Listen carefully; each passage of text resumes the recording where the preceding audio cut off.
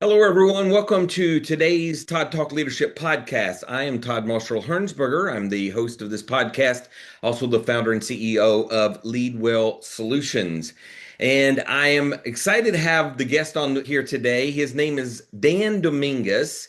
And on this podcast, Dan, as you know, we talk about all things leadership, the good, the bad, the ugly. So I'm excited to have you. But let me properly introduce you first. You are the founder and CEO of Why Not Leadership. You have more than 30 years of leadership experience, and you're dedicated in your career to helping people lead with greater clarity, confidence, and purpose. Your journey spans a military service as an Army Airborne Ranger. And by the way, thank you for your service to our country. You have executive leadership roles, including National Sales Director, and now you're coaching leaders and organizations to better understand themselves and the people they serve.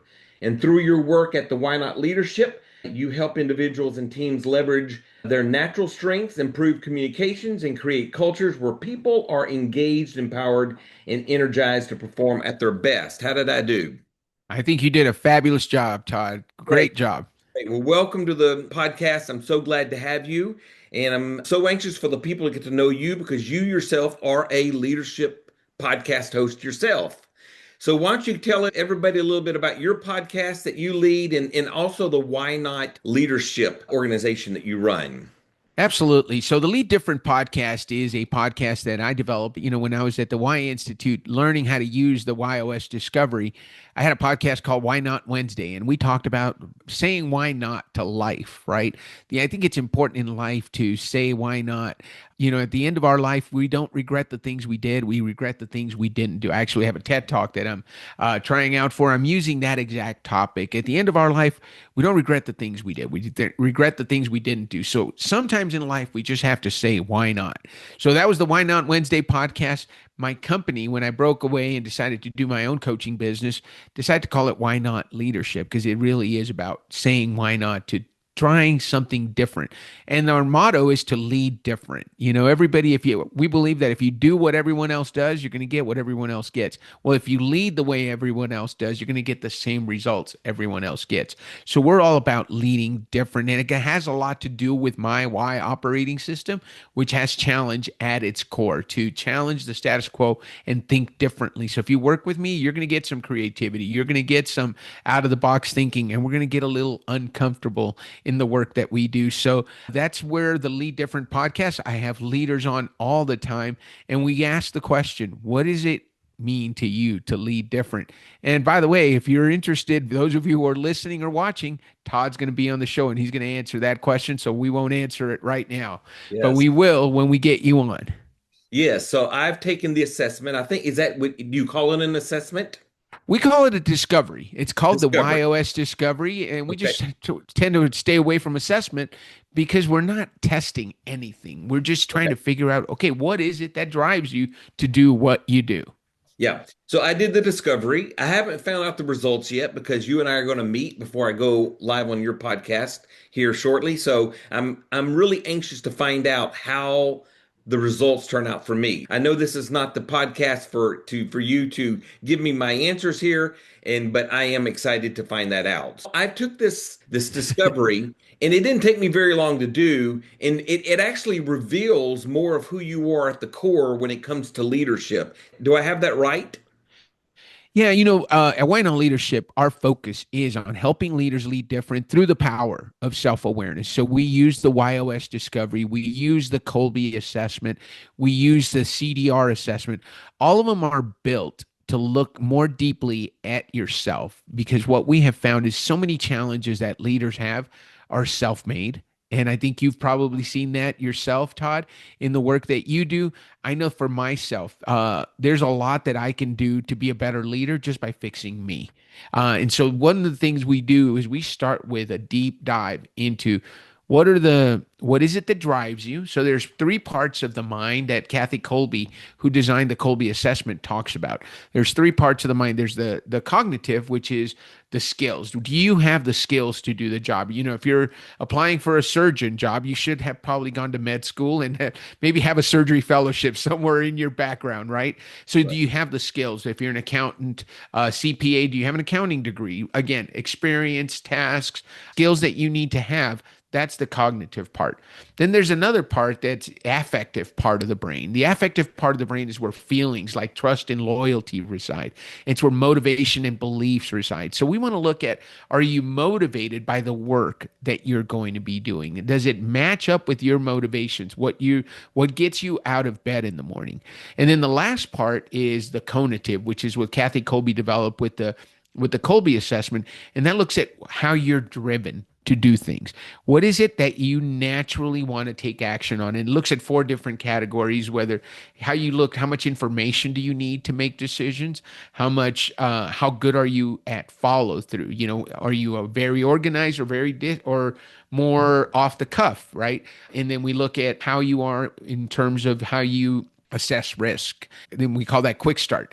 Are you a high risk taker? A new idea comes in your head and you're doing it, or someone who takes their time before they take action. And the last part is just more how you deal with physical space. So we look at those assessments. And when we know that you have the right skills, you're motivated appropriately, and you take action in the way that we want you in that role, it helps us understand you better. It helps your people understand you better as a leader. So we do those two assessments with everybody we work with so that we can know, number one, how to work with you better, but number two, how to help your team know how to work with you better.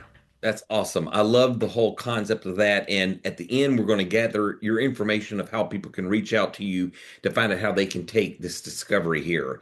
But you've described yourself as a faith-driven CEO, an executive leadership coach. So tell me, how has your spiritual walk with the Lord shaped how you lead people today and even how you lead your current organization of the Why Not Leadership? It's interesting, Todd. This wasn't the case with me all the time, but it's developed since we started Why Not Leadership.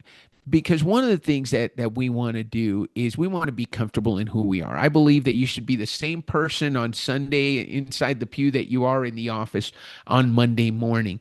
That doesn't mean you push your faith on people, but you let people know that, hey, this is important to me. My faith is important to me, and this is what you can expect. Now, the Catholic faith is pretty darn simple. You can look up the Catechism of the Catholic Church, and you're going to know exactly where we stand on just about any issue. And being able to just speak that truthfully rather than trying to hide it. I think it was harder in previous years when our entire social system was built towards being very accepting of just about anything, right? And truth wasn't as important. So, Catholic faith is really simple: truth, goodness, and beauty. Is it the truth? Is it going to lead to good? And is it beautiful? And those are all things that appeal to me. Again, I'm a pretty open book. I find that I have these conversations with people very early in a conversation. I had a conversation with a gentleman I was working with who runs an auto dealership. And literally, we got onto the topic of faith very quickly. And then we got onto the topic of politics very quickly. And jokingly, I said, well, since we've broken the first two rules, how much money did you make last year, right? The three things we're not supposed to talk about. Well, guess what? In coaching, we talk about those things, right? So we need to know what's the health of your business, what is it that drives you spiritually, emotionally, and what are the skills you have that you want to enhance? And how do we surround you with the right people so you can have the most success? So you're a leadership coach, and you've already alluded to that dynamic a little bit here. What problem are you trying to solve when you help coach a leader in whatever the problem is? Do you have a plan, a format? How do you lead people? How do you coach leaders? Yes, we have, obviously we do have a format. We wouldn't be where we are without a format. So we believe that everything starts with knowing yourself, right? So we start with self-awareness. So the first step is know yourself, and it's all knows, and then it's know your team. because it doesn't do us any good for Todd to know everything about himself if he doesn't know those same things about the people with whom he works. And then we talk about knowing each other. So you know yourself, you know your team. Well, what about the team understanding each other? So we take all that information that we gathered in the assessments that we did with you and with your team, and we share them with each other so that they can see who has complementary strengths to mine or who has very different strengths than I do. And what's actually where the strength of the team comes is where people are different, where one person is very organized and detail oriented, another one is very creative and off the cuff. We probably want to put those people together because they can complement each other. And other people might say, well, they're too different. Yes, difference is good, right? It's okay to be different because that's how we complement each other. You don't want a carbon copy of you in everybody that works with you because that's going to get really boring really quickly and you're not going to get the best out of them. So knowing each other, and then we say, know your leader. That's the fourth step is how do we help your team understand Todd even better than they already do so they can get him to yes faster, get him present information to Todd in a way that he is more likely to say yes to it. And guess what? Not everything is going to be able to be presented that way, but also know when Todd, you know what we're going to bring to you today isn't what you really like to hear. And we know you're not motivated by it. We know it's not how you naturally take action, but guess what? We got to talk about it. And so we're preparing you for something that, hey, this isn't going to be a fun conversation, but we have to have it, right? Sometimes we don't get, not everything is rainbows and unicorns in the business world. And then the final one is no limits. And that's really what we say.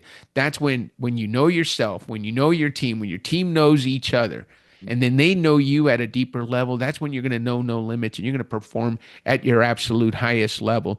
I talk about Ikigai too. I'm sure you're familiar with that, Todd. It's what are you good at? What can you get paid for? What do you love to do? And what does the world need? It's that convergence of let's get to that place where you're doing what you love to do and you're good at it. And Yes. you can get paid for it and the world needs it. So that's what we call passion. You and I are passionate about leadership. That's the reason we're doing what we're doing. You're also describing what I would call personality profiling, where you kind of learn your own strengths, your own weaknesses. You learn others around you who are you're working with. You're learning their weaknesses and their strengths through personality profiling. Some call them assessments, some call them tests.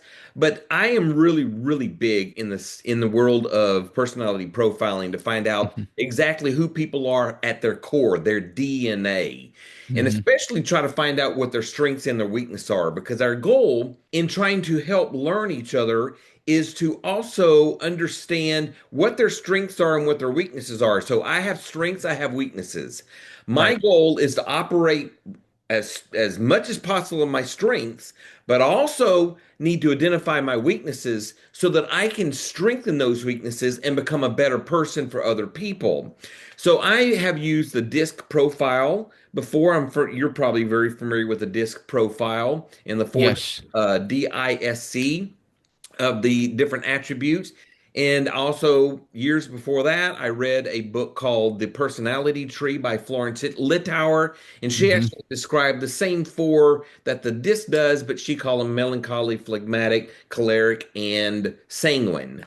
And Hmm. so, those to me are assessments, are tools that we Right. can help identify. Matter of fact, one of the churches that I worked on staff when I worked on as a campus pastor, we had at the bottom of all of our email signatures and even on the wall plate leading into our office where our name is, what of the disc profiles was our strength. And Hmm. that way, when we saw that as a team, we were able to know how to talk and communicate with each other effectively.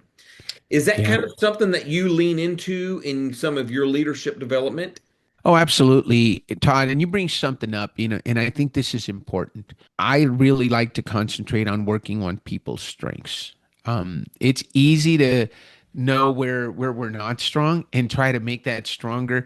But I truly believe that if you find out where you're strong and you build that up, you're going to get a lot more return on investment on working on your strengths because that's something that can multiply because it's a strength of yours. So let's say, what if I can throw the ball left-handed, which I'm left-handed, and I can hit the target 7 out of 10 times. If I work on throwing the ball with my left hand, I can get from to 8 or 9 or 10. I can't throw. I don't think I could hit the target 1 out of 10 times right-handed.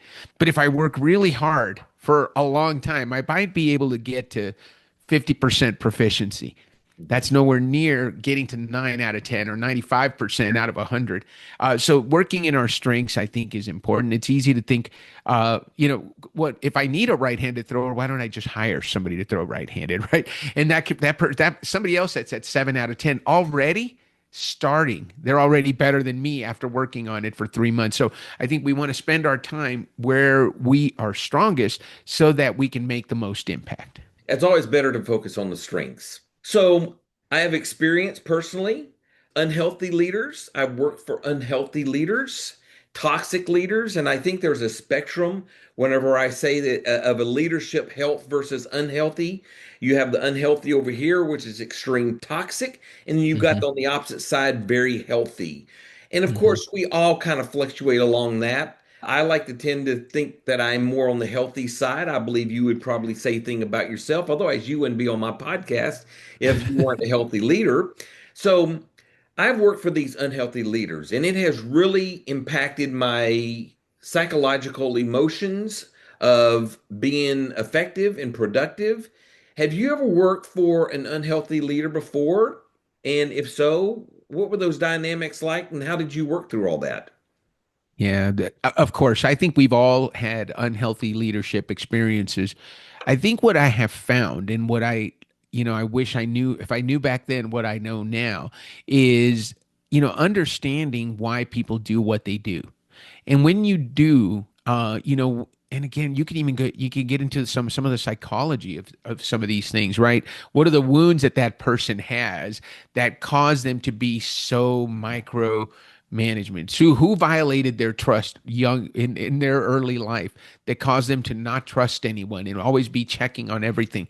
That's not, necessarily a bad thing. It's good. Ronald Reagan said, trust but verify. And sometimes that's okay, but can people earn your trust so that you're not having to check after them every time they do something?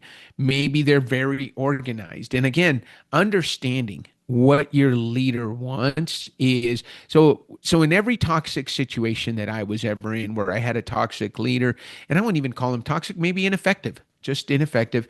But I think great leaders create psychological safety, right?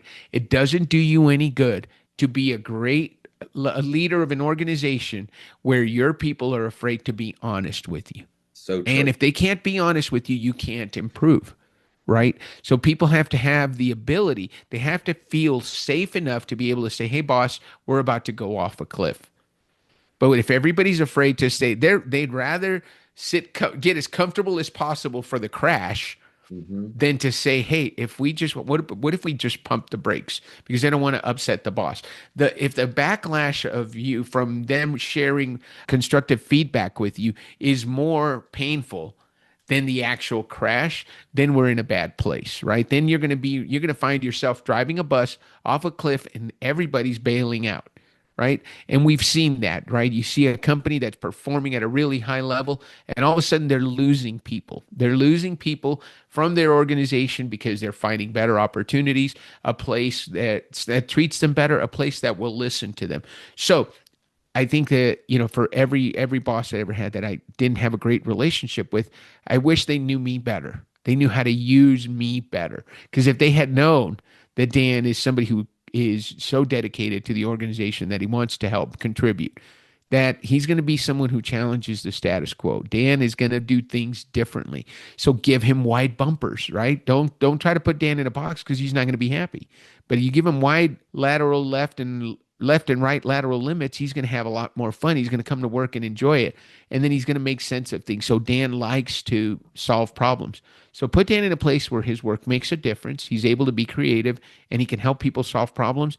He's going to be there all day, late, and come back early the next morning because you're using him to the best, using his talents to the best of his ability. And he's able to do stuff that he enjoys doing.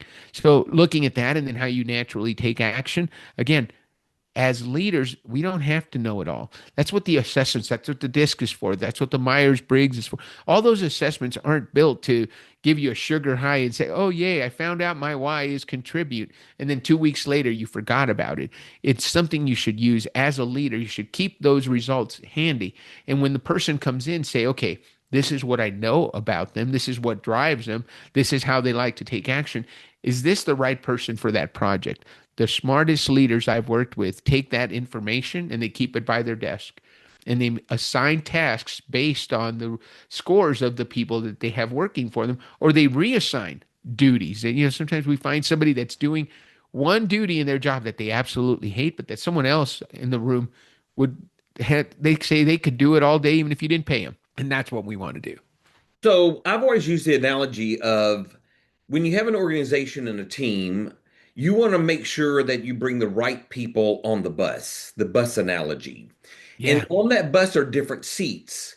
So phase one of bringing somebody on a team is, do they fit within your team culture just overall? Are right, they going to be a good fit? Do you let them on the bus? And then you go another level deeper. Well, maybe a person is sitting in a seat operating in a certain role that maybe that is not their strength. Maybe they're right, doing administrative work when they're not really administrative, they're more right, creative.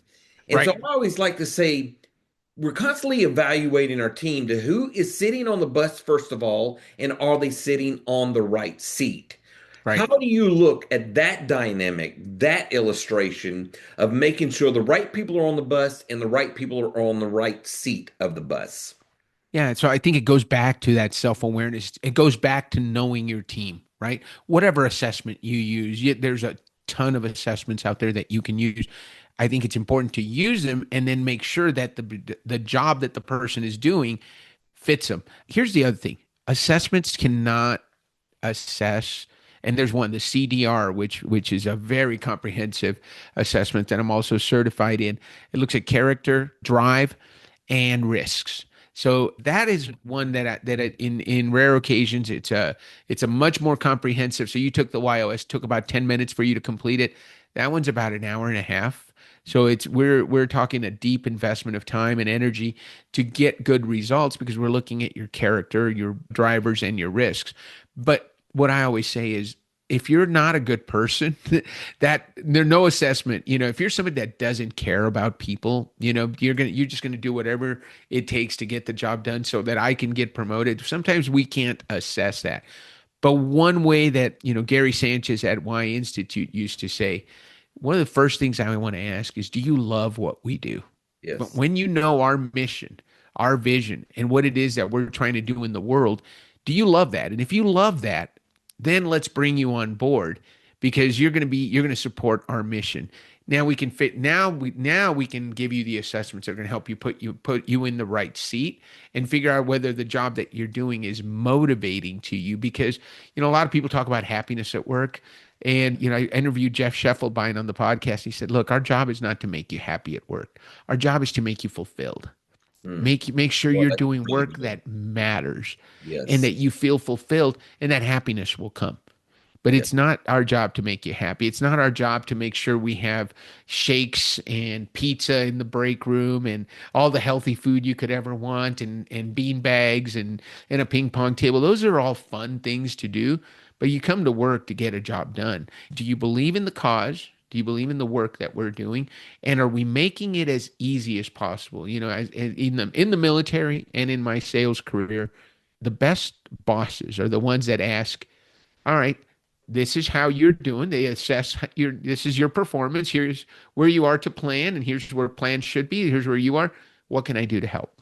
And if you're already exceeding plan, how can we share some of what you're doing with everyone else? So as leaders, our job is not to do people's job for them.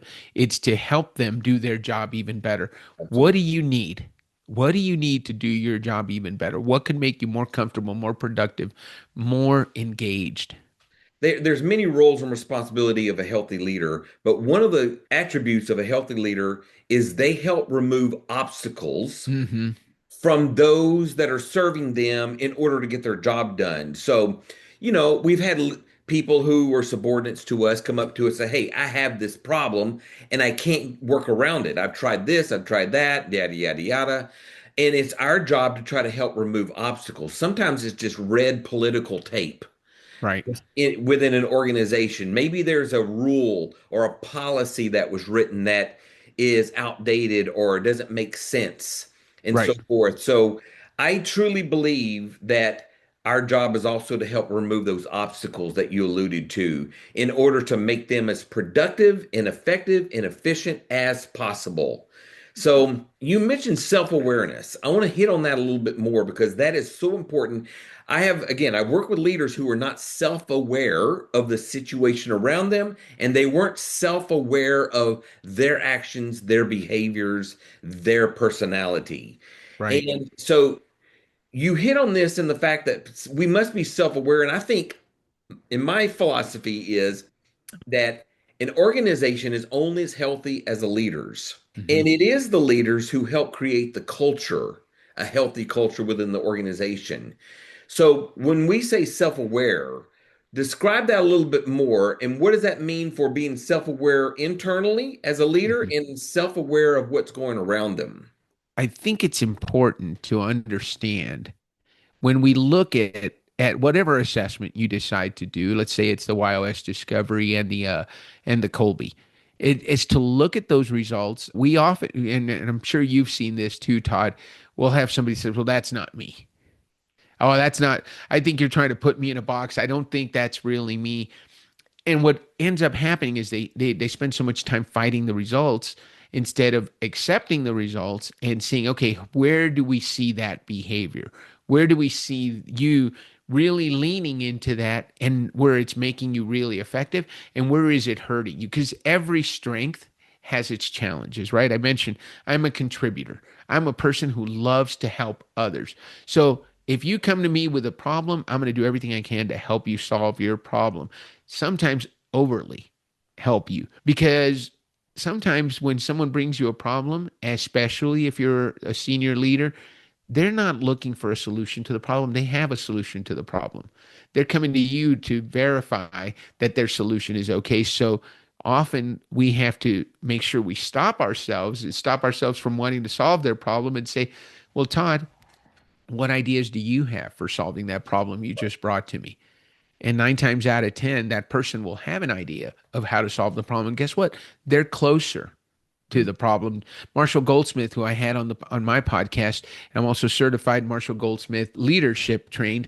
He said, if a young up and coming executive comes to you with a great idea, and you have to stop yourself from taking that idea and modifying it just a little bit, right? Todd comes up and says, "Hey, boss, I got this great idea for a new promotion." And if I say, "Todd, that's a great idea, but what if you did this?" Well, guess what? What he said is now the ownership of that idea, you've just reduced the ownership of that idea to 50%. Now it's 50% theirs and 50% yours. Versus if you just say, that's a great idea. Yeah. How do you plan on implementing and letting them run with it? They will, whatever you just tweak, they'll figure that out. You've hired them for a reason. They've got the smarts, but you give them 100% ownership and let them keep that because you might make the idea 15% better, but you reduced ownership by 50%. And we want them to own it. We want them to go and run with it because guess what? If that idea doesn't work, it's going to be, well, the reason it doesn't work is because Dan changed it when I brought it to him. If he'd have implemented my original idea, which is, what we want to do is, hey, implement your idea. Let's see how it works.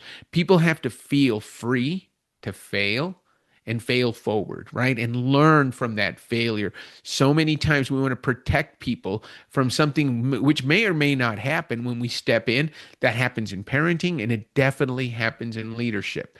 And we have to remember that as much as we want to think we're the smartest people in the room, if you're the smartest people in the room, you're the smartest person in the room, you're in the wrong room. You're in the wrong room.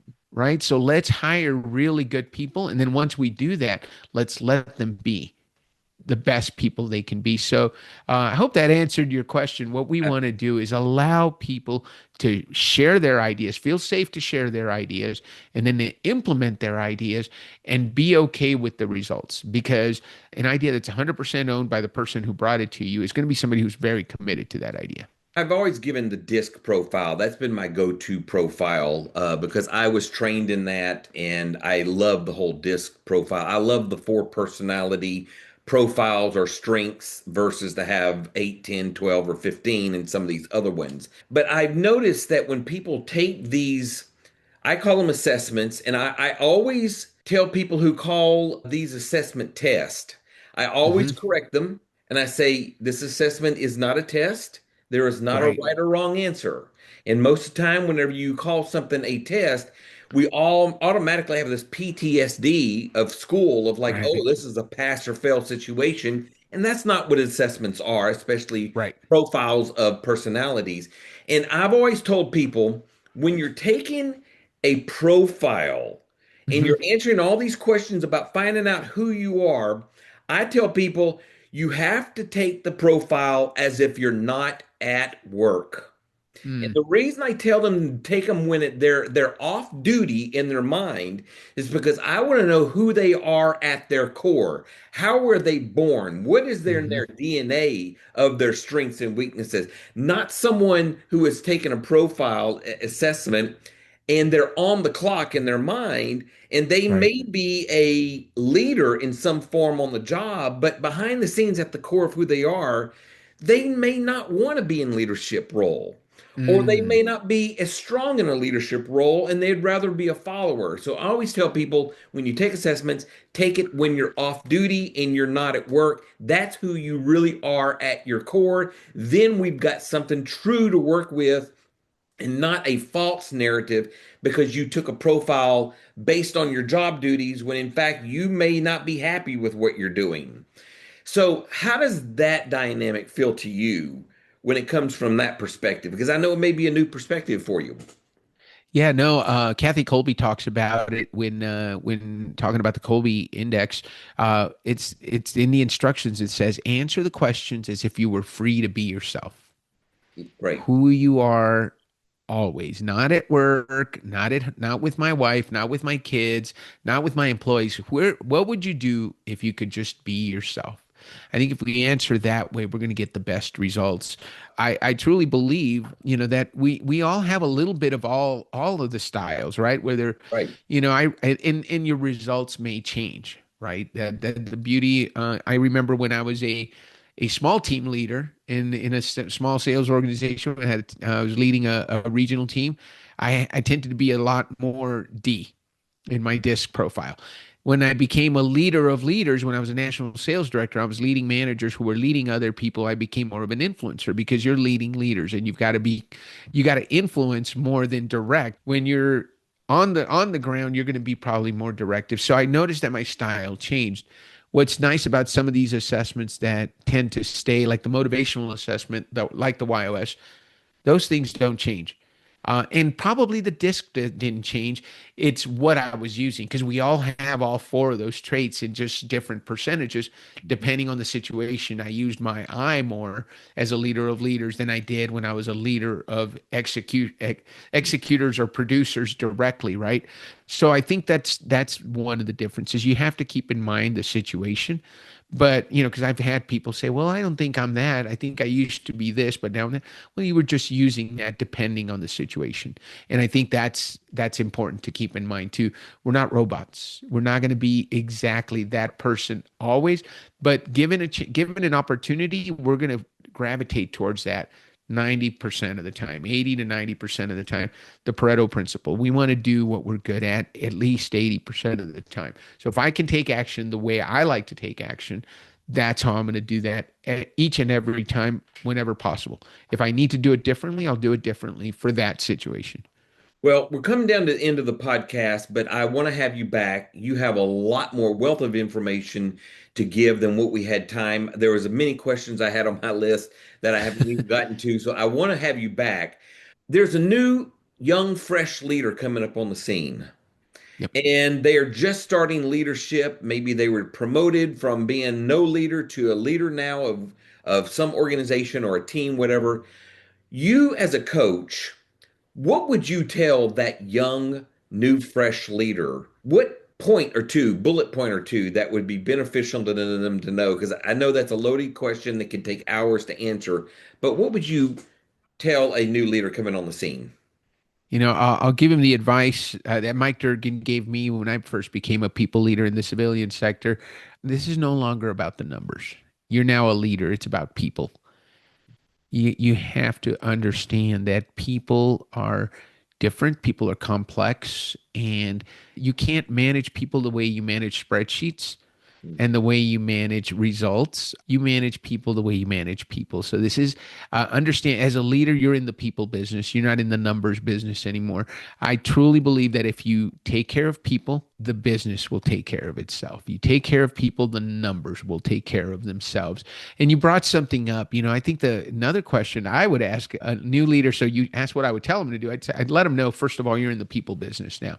Totally different than the numbers business that you were in when you were a That's producer. what I call management.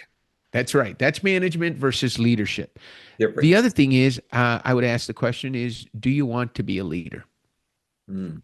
Well, that's a good, powerful question. Yeah. Are you here because you were the best accountant? So now we put you in charge of the accounting team. Well, guess what? You might be the best accountant we have in the company, and we're losing that and putting you in a leadership role where Mm. you don't get to be an accountant, right? And we do that whether it's medicine, law, sales, accounting, program. When we take our best programmer and we say, okay, you're now in charge of the programming team. What if they don't want to be in charge of the programming team? What if, especially I saw it in sales. We take our best salesperson, President's Club 3 years in a row, 150% of quota year after year. Why would we want to take that person out of the field and put them in charge of a sales team when they had no desire to be a leader? They want to go sell. And so let's let them sell. Let's promote people not on competence, but on their leadership ability. And there's ways to assess that. But it starts with a simple question. Jesus at the pool in Gethsemane asked the paralytic, says, "Do you want to be healed?" He asks him if he wants to be healed Right. before he heals him. So Yep. do you want to be a leader? I ask that question to my leaders all the time. Do you want to be an even better leader? Wow. Because if you think you've got it all together and you don't need my help, that's okay. Let's not waste each other's time. But if you say, yes, I think I can be a better leader, then we've got a starting point. So you've got to ask the critical questions. Sometimes it's not about having the answers, it's about having the right questions. That is so, so good. And I've heard that philosophy that you just described, and I love it. There are so many other questions I want to ask you, and we don't have time. That's the reason I want to have you back. However, how can people get a hold of you and what you offer, social media platforms, wherever? How can people reach out to you, connect with you? We're on all the social media platforms. I'm Dan at whynotleadership.com is my email. LinkedIn is my favorite platform. So I'm Dan Dominguez at Why Not Leadership. You can find me there. I'm on Facebook, Instagram. The Lead Different podcast is on all the podcast platforms. So you're going to hear Todd. We're going to hear you on that podcast here soon. But we've been around for about 2.5 years. We reached over 100 episodes recently. Find me, search for me. But if you absolutely can't find me, just try Dan at whynotleadership.com. That's my email. That will get to me. But find me on LinkedIn, Facebook, Instagram, YouTube. We're on all the platforms, and we love talking to leaders who want to become even better than they already are. Do you have a website? Yes, www.whynotleadership.com. Perfect. Great. Dan, thank you. Thank you. Thank you. I'm just blown away at all the information. And again, I want to have you back. So I just appreciate you being a part of this podcast today.